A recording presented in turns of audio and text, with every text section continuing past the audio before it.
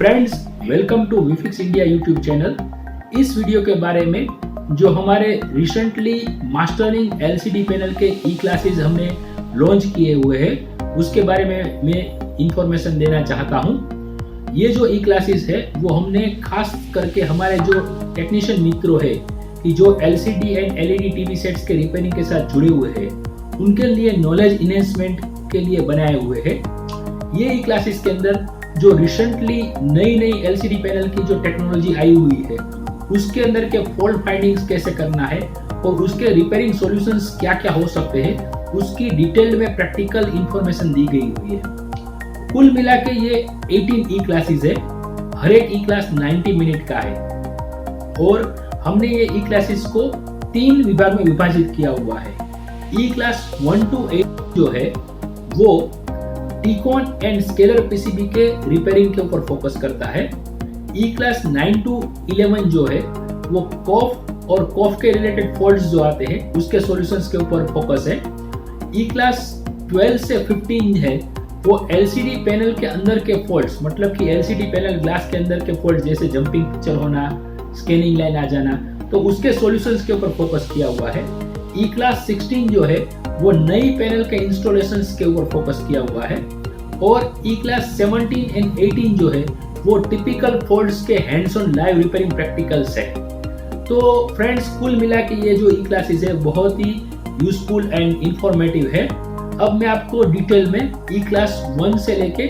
8 की इंफॉर्मेशन देना चाहता हूँ। ई क्लास 1 से लेके 8 को हम लोग डिटेल में देखते हैं,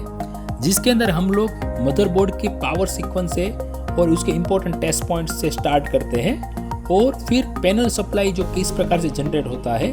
पैनल सप्लाई बनाने के लिए जो मदरबोर्ड का मेन कंट्रोलर जो होता है वो एक पैनल ऑन सिग्नल भेजता है। 2 मॉसफेट्स जो कास्केडिंग में रहते हैं उसका आप ये प्रैक्टिकल देख सकते हो स्क्रीन के ऊपर। और ये जो 2 मॉसफेट है, ये 2 मॉसफेट में से पहला मॉसफेट जो है दूसरे मॉसफेट को ऑन करेगा तब जाके पैनल सप्लाई जनरेट होगा। मतलब कोई भी सेट ऐसा है कि जिसमें पैनल सप्लाई नहीं बन रहा है तो आप उसको इजीली रिपेयर कर पाओगे। उसके बाद में हम लोग फोकस करेंगे एलवीडीएस कनेक्टर के ऊपर, जो कि 51 पिन और 30 पिन 2 टाइप के रहते हैं मोस्ट प्रोबेबली, और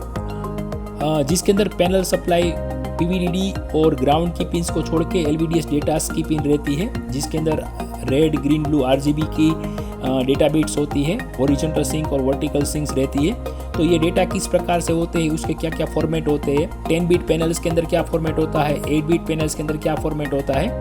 ये सब हम आपको पूरी डिटेल्स देंगे। उसके साथ में मैपिंग पिन जो होती है वेजा और जेडा के बीच में, ये किस प्रकार से काम करती है, और पैनल आईडी के लिए एसडीएल, एससीए, डब्ल्यूपी जो कंट्रोल सिग्नल्स होते हैं वो किस प्रकार से काम करते हैं, और बीट सिलेक्ट मतलब 8 बिट पैनल और 10 बिट पैनल को किस प्रकार से स्विचिंग करना है ये एलवीडीएस कनेक्टर्स के द्वारा, ये सब आपको इन्फॉर्मेशन दी जाएगी, जो कि आपको जब पैनल कॉम्पेटिबल पैनल को रिप्लेस करना है तब बहुत ही यूजफुल रहेगी। उसके बाद में पूरा टीकॉन का जो वर्किंग ब्लॉक डायग्राम होता है, पैनल जो होती है कुछ पैनल साइड गेट के साथ में होती है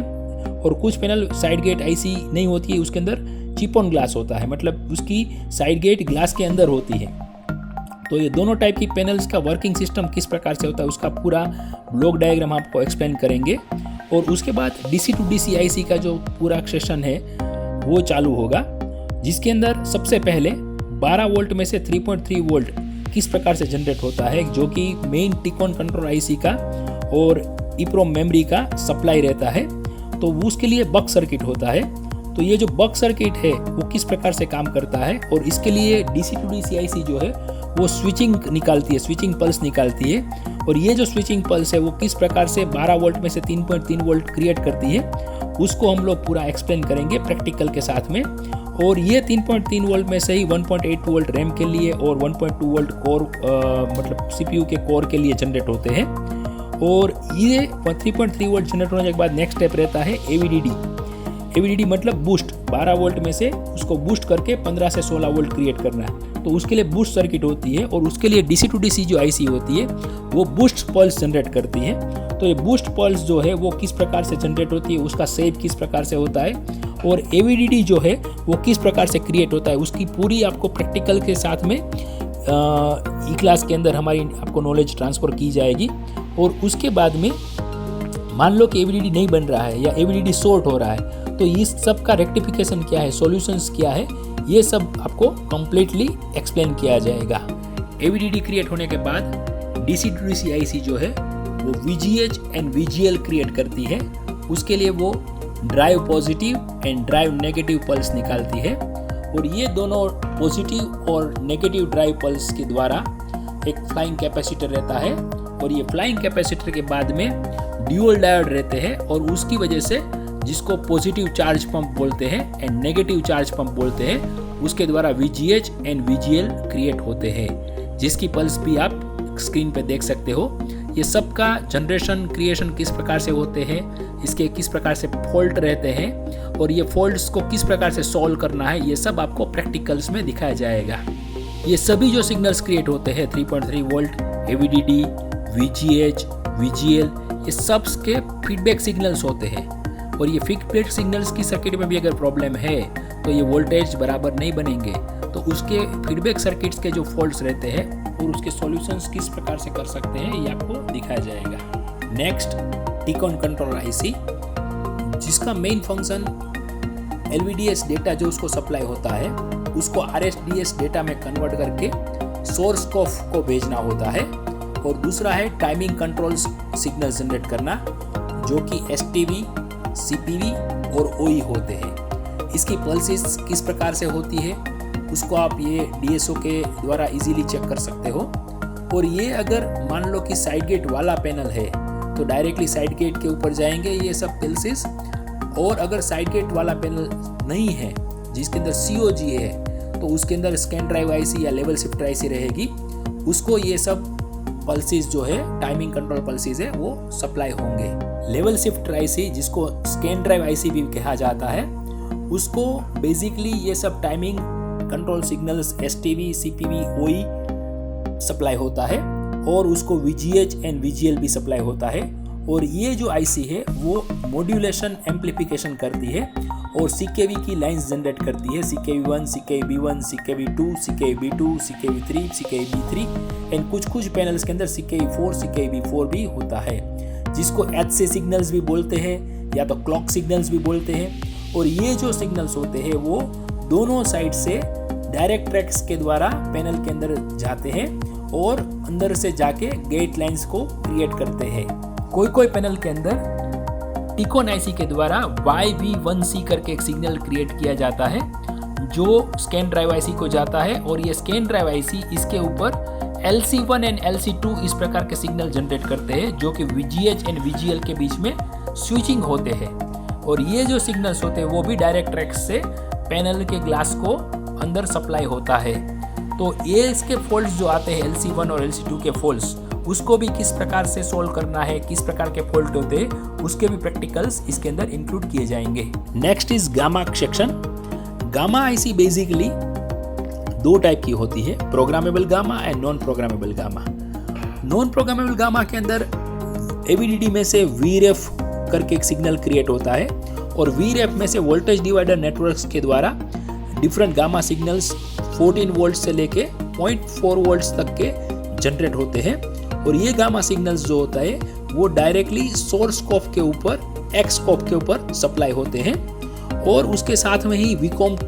AVDD में से ही क्रिएट होता है और ये VCOM जो होता है वो सोर्स स्कोप के ऊपर और डायरेक्ट एक्स के द्वारा पैनल के जो साइड गेट से उसके ऊपर भी सप्लाई होता है। प्रोग्रामेबल गामा IC के अंदर डायरेक्टली AVDD में से ही सीधा गामा सिग्नल्स क्रिएट होता है क्योंकि उसके अंदर सॉफ्टवेयर रहता है। इस प्रकार की प्रोग्रामेबल गामा IC या तो programmable DC to DC IC अगर आपको रिप्लेस कर रहे हो तो उसको रिप्लेस करने के बाद में उसको आपको पुराना प्रोग्राम उसके अंदर डालना पड़ेगा। इसके लिए आपको EEPROM प्रोग्रामर रहता है RT809F या तो H, उसके द्वारा आप उसको रीप्रोग्राम या फ्लैश कर सकते हो। उसको किस प्रकार से किया जाता है उसका प्रैक्टिकल भी हमने ई क्लास के अंदर इंक्लूड किया हुआ है। इस प्रकार पूरा DC to DC IC sections, TCON sections and gamma sections and level shifter और स्कैन ड्राइव IC सेक्शंस का प्रैक्टिकल्स खत्म होने के बाद हम लोग डिफरेंट टाइप के DC to DC IC, TCON IC, gamma IC and scan drive IC जो मोस्ट कॉमनली यूज होती है उसकी पिन डायग्राम्स किस प्रकार से होती है, उसकी कौन सी पिन पे कौन सा सिग्नल आता है और उसके अंदर कौन कौन से टाइप के फॉल्ट्स क्रिएट होते हैं उसके बारे में डिस्कस करेंगे, उसके प्रैक्टिकल्स देखेंगे और उसके अंदर जो फॉल्ट्स क्रिएट हुए हैं या हो रहे हैं उसको किस प्रकार से सॉल्यूशन किया जा सकता है उसके भी प्रैक्टिकल्स ये ई क्लास के अंदर इंक्लूड होगा। तो इस प्रकार से हमारा फर्स्ट सेक्शन जो होता है जो क्लास 1 से क्लास 8 तक का वो फिनिश होता है। नेक्स्ट ई क्लास 9 to 11 जिसके अंदर कॉफ के जो फॉल्ट्स आते हैं,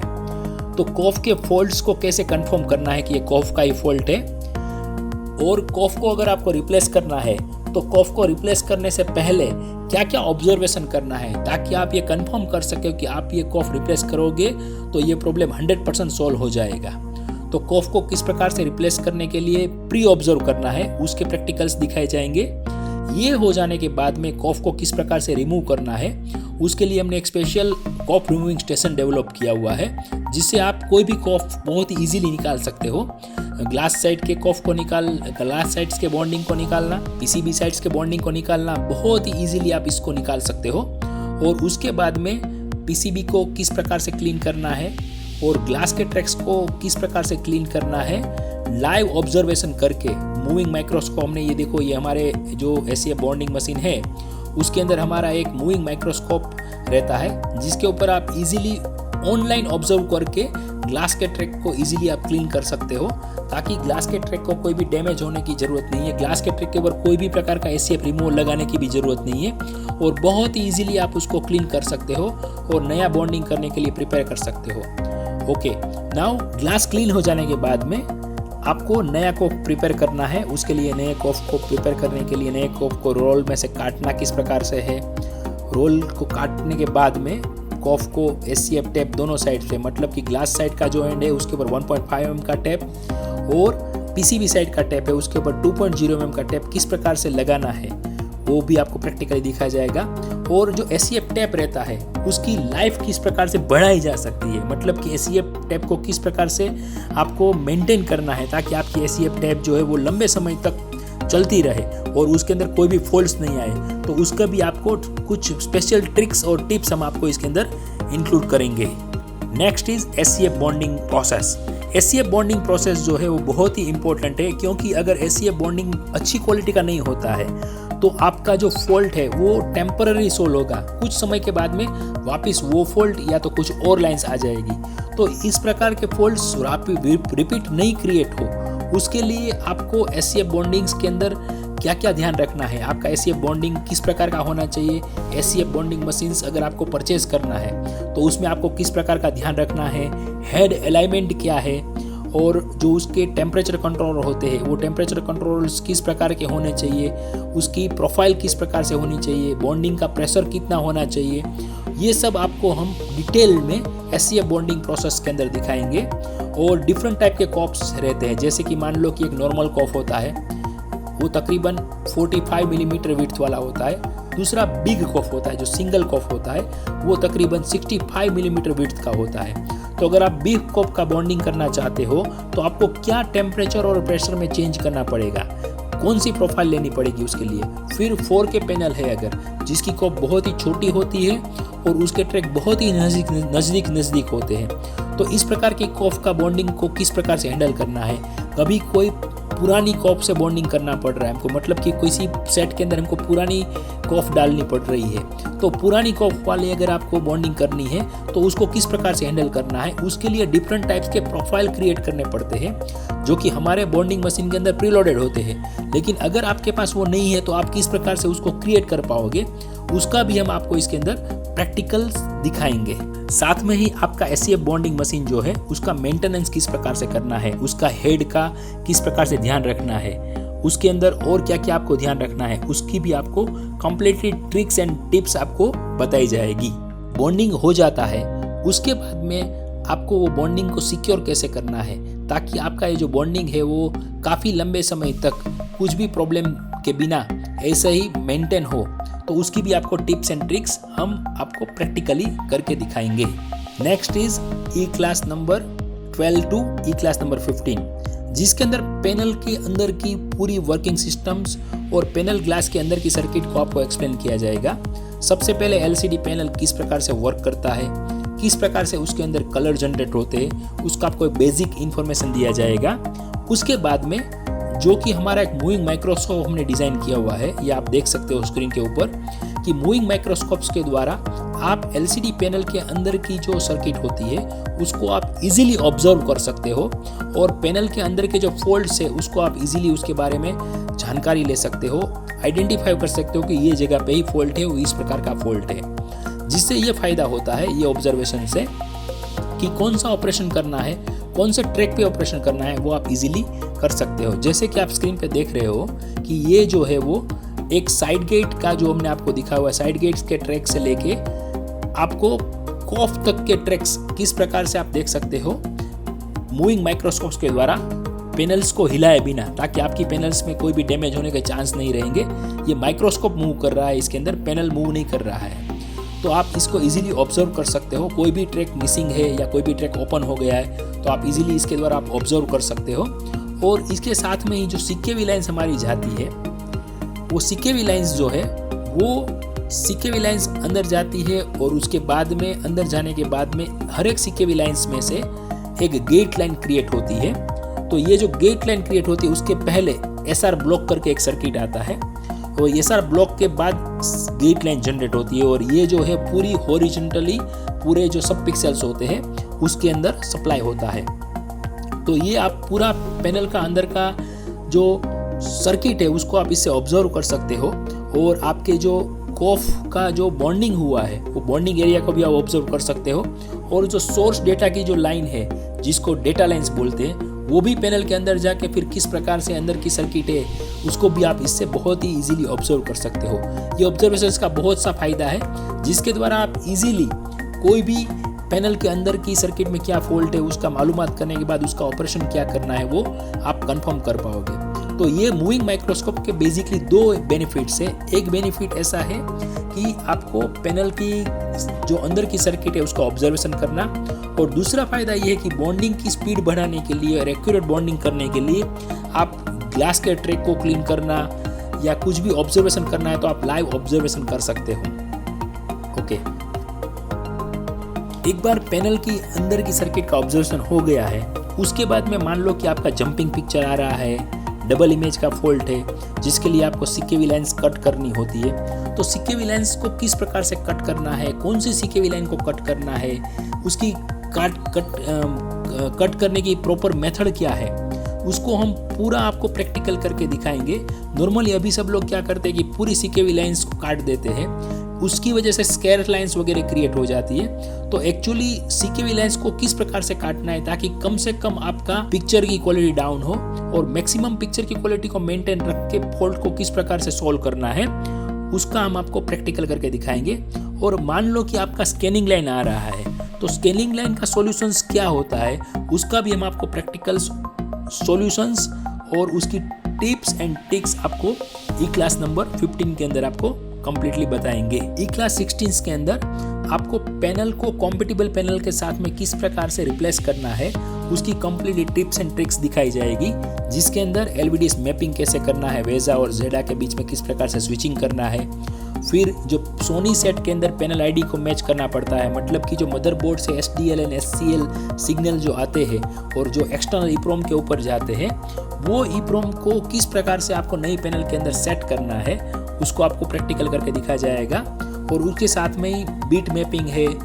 या फिर पैनल जो है वो उल्टा आ रहा है, मतलब कि मिरर पिक्चर आ रहा है, तो उसके सॉल्यूशंस क्या क्या है उसको भी आपको प्रैक्टिकल करके इसके अंदर दिखाए जाएंगे। ई क्लास 17 एंड 18 जो है उसके अंदर टिपिकल फॉल्ट्स जो रहते हैं,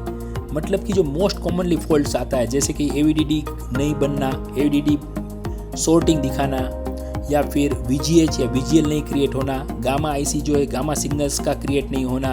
या CKV सिग्नल्स जो है उसका क्रिएट नहीं होना या LC सिग्नल्स का क्रिएशन नहीं होना या CKV को किस प्रकार से कट करना है उसके प्रैक्टिकल्स है। ये सब प्रैक्टिकल्स कम से कम 10 से 12 सेट्स के ऊपर आपको प्रैक्टिकल रिपेयरिंग करके ई क्लास नंबर 17 एंड 18 के अंदर आपको हैंड्स ऑन प्रैक्टिकल जिसको हम लोग बोलते हैं उसको हम इसके अंदर दिखाएंगे। इसके अंदर भी हम आपको पैनल के अंदर की सर्किट को किस प्रकार से डिटेल में ऑब्जर्व करना है वो भी इसके अंदर हम आपको दिखाएंगे। तो फ्रेंड्स, मैंने आपको जिस प्रकार से एक्सप्लेन किया कि हमारे जो ये ई क्लासेस है वो कम्प्लीटली प्रैक्टिकल स्टफ से भरे हुए हैं और आपको फॉल्ट्स किस प्रकार से फाइंड करना है और फॉल्ट फाइंड करके किस प्रकार से उसका सॉल्यूशन करना है, उसका एक परफेक्ट मेथड आपको